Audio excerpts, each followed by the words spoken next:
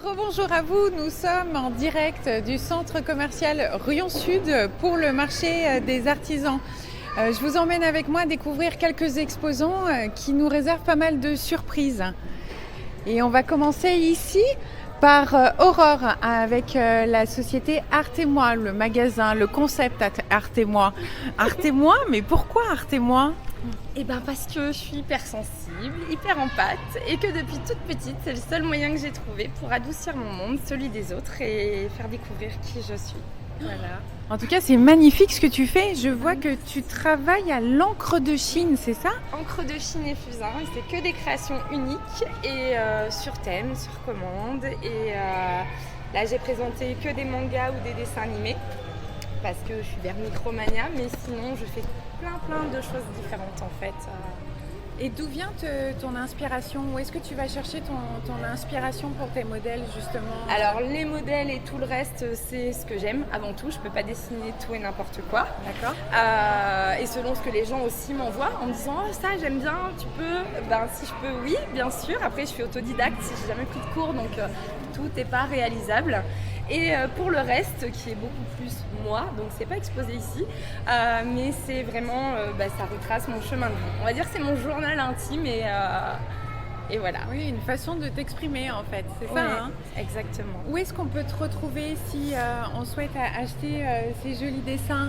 Les réseaux sociaux, Aurore Jolie, L'Art et Moi, et Facebook. Je suis en train de voir pour mettre un site et je me suis lancée il n'y a pas longtemps, donc c'est une super aventure. Donc on y va doucement mais sûrement. On y va comme on est, donc très spontanément et entièrement. Merci Aurore, Mais merci de rien, infiniment. merci de m'avoir accueillie surtout.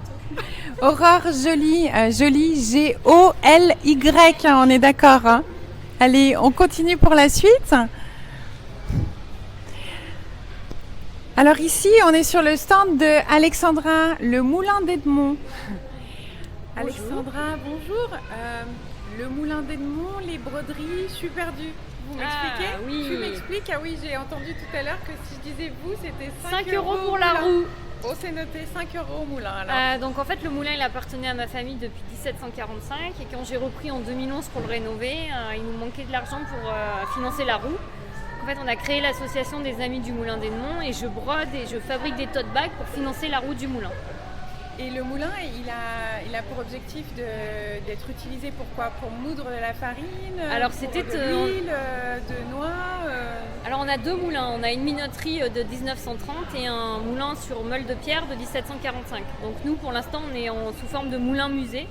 On est ouvert 2 fois par an où on fait des manifestations et cette année sur 2 manifestations de 2 week-ends, on a fait à peu près 1600 visiteurs. Ce qui est énorme pour un petit site comme nous en fait. Et vous êtes basé où exactement ? À Charbonnières-les-Varennes, 2 chemins du moulin. C'est simple à se retenir. Oui. On Voilà. cherche le chemin, on cherche le moulin quoi. Voilà. Très simplement. Et du coup sur les produits que tu proposes, c'est toi qui brodes, c'est toi qui les travailles Oui. manuellement, qui fabriques ? Oui. Un torchon, combien de temps ça prend pour Alors broder ? j'ai une brodeuse semi-professionnelle, j'ai pas une brodeuse D'accord. de pro. Donc par exemple pour le torchon avec les vaches, il me faut 1h30 de travail entre le moment où on prépare le torchon, le moment où on le brode, où on le retravaille, on le met dans la boîte. 1h30 ? Ouais. Waouh ! Enfin, moi je suis impressionnée hein, sur le détail. Et tout sert à financer. Alors ça c'est vraiment notre produit phare pour Noël, c'est qu'on les vend dans les boîtes à bûches. Donc la personne avec qui vous super. l'achetez, elle est incapable de savoir ce que vous lui offrez. Hein. Oui, bah oui. Voilà, c'est une idée. Une idée très originale pour Voilà, Noël. c'est des torchons rigolos et des tote bags rigolos. On continue sur la suite. Qu'est-ce qu'on a d'autre parce que le stand est grand ? Donc là c'est toute la partie déco de Noël qu'on fait avec comment dire, on réutilise des produits, des tissus qui n'ont pas été utilisés. D'accord. Et ça c'est quand je loupe des torchons, et ben je les refais avec ça. Comme ça on limite la perte de tissu. Incroyable. Et ça fait longtemps que tu fais ça ? Alors je fais ça depuis 2016. D'accord. Et ça a vraiment pris de l'ampleur depuis 2019 à peu près. Bon, et ben on te souhaite en tout cas Une un roue très pour le bon... moulin ? Une roue pour le moulin. Allez, va pour ça. J'allais dire un très bon marché des artisans, mais une roue pour le moulin, c'est bien aussi. Voilà. Merci beaucoup De rien, Alexandra. merci à vous. Merci. Au revoir. On continue, on va rejoindre Muriel avec ses bougies parfumées naturelles. Bonjour Muriel. Bonjour Alexia, bonjour tout le monde. Alors Muriel, on parle de bougies naturelles. C'est quoi la différence avec les bougies qu'on trouve dans les on va dire, le supermarché standard, dans les commerces, dans les autres commerces? Pourquoi on appelle ça de la bougie naturelle? Alors, c'est des bougies naturelles parce qu'elles sont déjà fabriquées avec de la cire de soja, donc végétale. D'accord. Et des parfums les moins toxiques possibles, c'est-à-dire sans CRM, tout ce qui est cancérigène, mutagène, anti-reproduction, sans phtalate, un perturbateur endocrinien, et le moins d'allergènes possible. D'accord. Voilà. Et combien de temps ça prend en fait de fabriquer une bougie? Alors, ça peut être très rapide si on n'en fait pas beaucoup, mais quand on en fait, on essaye d'en faire plusieurs, 20, 30 minimum. Moi, ce que je fais, c'est que j'ai un petit fait-tout comme ça, je peux faire 2-3 parfums à la fois. Et du coup, ça prend, on va dire, entre 2 et 3 heures parce qu'il y a le temps de fabrication, il faut faire fondre la cire, ajouter les parfums, mais après, surtout, il faut attendre que ça sèche et durcisse. Après seulement, on peut couper la mèche, puis mettre les étiquettes. Donc, du coup, voilà, à la base, c'est pas très long, mais il faut le temps de tout, il faut bien 2-3 heures. Et donc, conception artisanale, c'est bien toi qui l'as fait, on est d'accord? Ah oui, dans ma cuisine. Il faut faire de la place, et oui, je fabrique chez moi à Blot-l'Église, du coup. Et tu as plusieurs parfums. Est-ce que toi, tu en as un préféré? Je sentais au fur et à mesure que tu nous parlais. Oui, alors moi, mon favori, c'est pain d'épices. Surtout là, on tombe dans l'automne, ça sent bien avec le froid qui arrive. Et vraiment, pain d'épices, c'est vraiment comme le gâteau sucré, doux. J'adore. Et il y a un moment dans la journée où c'est bien d'allumer sa bougie. Enfin, toi, comment tu l'utilises? Chacun va avoir ses petits moments, mais moi, j'adore quand la nuit tombe, justement. Et là, voilà, petite lumière dans le salon, vers la cheminée, avec le petit parfum. Je trouve que voilà, c'est vraiment doux, calme pour la fin de journée. C'est mon moment. Où est-ce qu'on te retrouve, Muriel, pour acheter tes bougies maison? Alors, du coup, j'ai plus de boutique, mais j'expose dans des dépôts-ventes, donc principalement dans les Combrailles. Autour de Blot-l'Église, c'est-à-dire à Monza, Menat, Loubera, Pionça, voilà, dans ces coins, dans les Combrailles. Dans les Combrailles. Bon bah super, en tout cas merci infiniment, merci beaucoup. Merci beaucoup à vous. On continue notre lancée. Et on va retrouver cette fois-ci des savons. Une fois passé la fabrication artisanale de bougies, nous allons passer sur la fabrication artisanale de produits ménagers. C'est Céline qui va nous répondre. Et est-ce qu'on ose... Ah oui, pardon, allez. On ose déranger une vente. Pardon Céline, on voulait savoir, savonnière, c'est un bon métier? Alors c'est un chouette métier quand on est passionné, on essaye d'en vivre au mieux et généralement on complète avec d'autres produits et moi j'ai fait le choix de compléter avec des ateliers où je propose la fabrication de cosmétiques et produits ménagers. Voilà, c'est un chouette métier. Tu fabriques tes savons, tes produits ménagers. D'où t'es venue l'idée de faire une chose... on se réveille un matin comme ça en disant « Tiens, je me fais mon savon » ou comment ça se passe? Alors en réalité, j'ai fait une formation dans les plantes médicinales il y a une dizaine d'années à Marmilla et je me suis rendu compte que dans la nature était très généreuse et qu'elle nous procurait de nombreux ingrédients pour fabriquer soi-même nos produits. Et donc j'ai orienté mes stages à l'époque vers les cosmétiques et je suis tombée aussi sur une savonnière et c'est là que je suis tombée passionnée par les savons. Le déclic. Voilà, j'ai eu le déclic. Après, il y a eu aussi la venue d'enfants qui ont fait qu'on a envie de prendre un peu plus soin de ce qu'on leur propose et avoir une vie un peu plus saine. Voilà. Est-ce que tu as un produit chouchou à nous présenter aujourd'hui?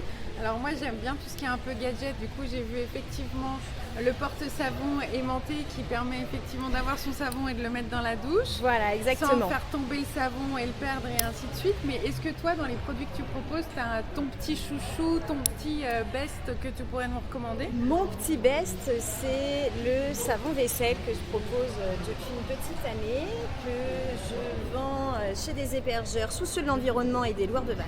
Bon, en réalité, voilà, c'est un savon qui remplace le liquide vaisselle à la base, mais qui remplace finalement de nombreux produits de chez nous. Il est détachant, il est dégraissant. On peut s'en servir pour les mains parce qu'il est surgraissé, donc on peut l'emmener partout. Ça nous permet de supprimer une bouteille de plastique en plus. Donc ouais, c'est mon petit best.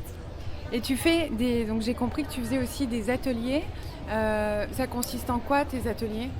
Alors mes ateliers, je propose la fabrication de cosmétiques et produits ménagers à destination des adultes et des enfants. Donc j'organise des enterrements de vie de jeunes filles, des anniversaires et je propose aussi au sein des associations et des entreprises. D'accord. Voilà. Ouais, super, merci infiniment. Céline, où est-ce qu'on te retrouve?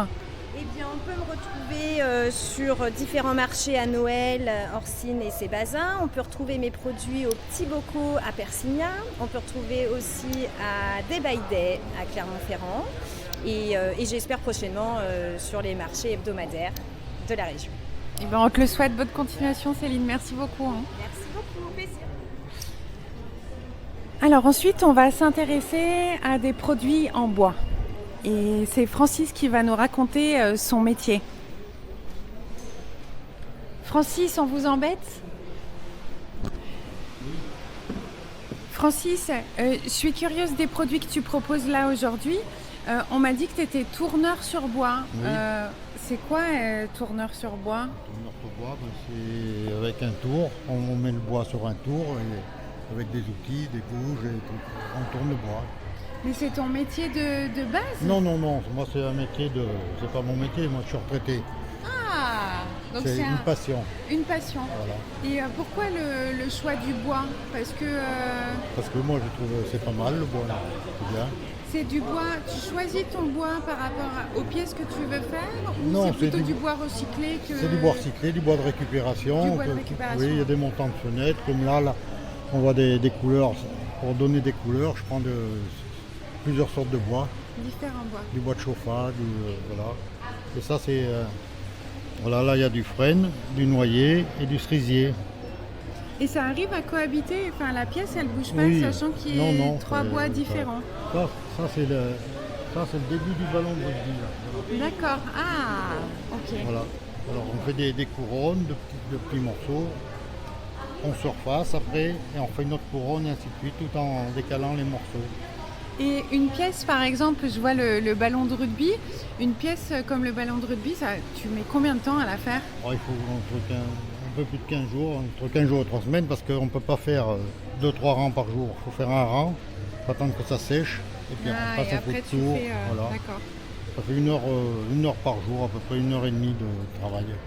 Ah oui, quand même. Ben oui, en train de couper les petits bouts, les coller ensemble et les plaquer.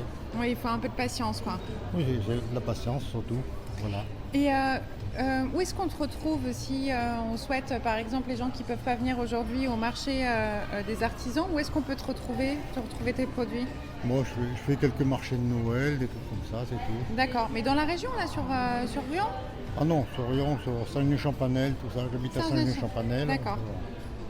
Bon, bah super. En tout cas, merci infiniment, Francis. Merci beaucoup. De rien. Bon après-midi. Pareillement. Alors, vous voyez, il y a différentes pièces. Tourneur sur bois, une passion. Et puis, on retrouve toujours le rugby, bien évidemment, symbole auvergnat. Je vous invite maintenant à passer dans la magie, l'univers non plus du bois, mais l'univers de la magie des pierres. Et c'est Amandine Natistone qui nous accueille sur son stand. Alors, Amandine, bonjour. Déjà. On parle beaucoup de lithothérapie. Tu peux nous expliquer un peu ce que c'est cette nouvelle médecine, entre guillemets, si j'ose dire ça comme ça? Alors, en fait, la lithothérapie, ça veut dire pierre de soin ou pierre qui soigne. Après, moi, je suis pas trop d'accord avec le terme. Parce que c'est pas les pierres vont pas nous guérir, mais on va dire que c'est des pierres qui sont là pour nous apporter des bienfaits, du soulagement, de l'aide, enfin voilà, des choses comme ça. D'accord. Je sais que tu es aussi créatrice de bijoux. Oui. Comment on devient créatrice de bijoux? C'est quoi le parcours? Et ben en fait, c'est un hasard parce que moi, c'est vraiment les pierres à la base qui me plaisaient. Et je me suis rendu compte que dans ce métier-là, si on fait juste de l'achat-revente, on n'apprend pas vraiment à connaître les pierres. D'accord. Donc voilà, et j'ai voulu créer des bijoux pour justement apprendre à les connaître. Par exemple, pour les pendentifs, il y a des pierres qu'on va mettre plus ou moins de temps à percer, puisqu'elles vont être plus ou moins dures par rapport à leur densité, etc. Enfin, voilà. Il y a tout l'aspect minéralogique de la pierre qui m'intéressait, et c'est pour ça que j'ai voulu me mettre à faire des bijoux. À faire des bijoux. En tout cas, c'est magnifique. Merci. Est-ce que tu as une pierre chouchoute que tu gardes toujours un peu sur toi, une pierre que tu recommanderais automatiquement aux gens Oui, il y a la labradorite. La labradorite. Ouais. C'est quelle couleur? C'est plutôt noir, c'est ça? Non, c'est plutôt gris-bleu. Ah voilà, c'est celle-là. Là. D'accord. En fait, elle a des reflets magnifiques. Oui. Voilà. Elle est un peu comme nacrée en fait. Hein. C'est ça. Ouais. Et en fait, suivant les labradorites, suivant d'où elles viennent, etc., les reflets sont différents. Donc déjà, je trouve ça assez magique, assez mystique. Et puis en plus, la labradorite, c'est une pierre qui a des super propriétés. On l'appelle la pierre des soignants parce qu'elle nous protège des énergies négatives, elle nous protège des émotions des autres. Elle nous aide à réguler notre empathie, entre autres, quoi. Et après, c'est une pierre qui va aider pour le sommeil, qui va aider pour apaiser les migraines. Enfin voilà, donc elle est assez complète. Je note. Où est-ce qu'on peut te retrouver? Où est-ce qu'on peut venir acheter tes jolis bracelets? Je suis comme une enfant, hein, pardon, dans un magasin de porcelaine. Je suis là, j'en vois de partout. Où est-ce qu'on peut te retrouver du coup? Alors j'ai une boutique à Manza, c'est une boutique bien-être. Donc j'ai toute ma partie à moi, donc les pierres, les encens, mais j'ai aussi des artisans qui exposent dans ma boutique, dont les bougies Léontine. Oui, qu'on vient de voir. Voilà. D'accord, très bien. J'ai des savons, j'ai des infusions bio, enfin voilà. Donc voilà, 8 rue des Écoles à Manza. 8 rue des Écoles à Manza, et ben c'est noté. Merci infiniment Amandine, merci beaucoup. Bon après-midi. Merci à vous aussi. Je vous invite à continuer cette visite avec moi, mais pour l'heure, excusez-moi, je vais aller chercher mon porte-monnaie, j'ai quelques achats à faire.